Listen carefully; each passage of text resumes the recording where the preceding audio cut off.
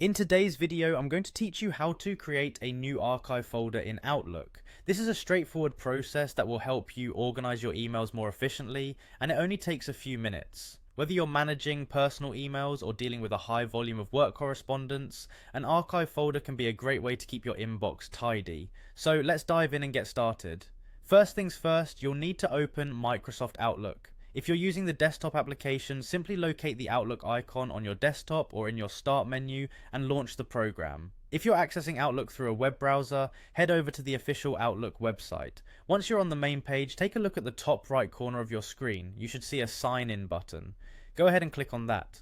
Next, you'll be prompted to sign in with your email and password. This is the same email address associated with your Outlook account. Enter your information carefully and then hit the sign in button once more.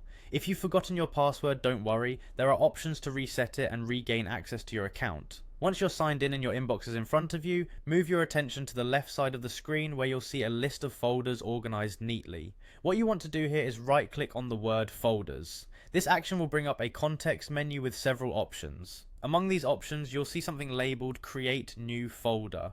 Click on this option. You'll notice a new unnamed folder appearing under your list of existing folders.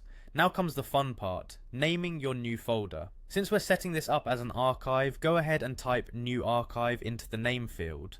Once you've typed it out, simply press Enter on your keyboard. Congratulations, you've just created a new archive folder. You can now move any emails you wish into this folder to keep your inbox clutter-free. Remember, organizing your emails into folders can greatly improve your efficiency and productivity.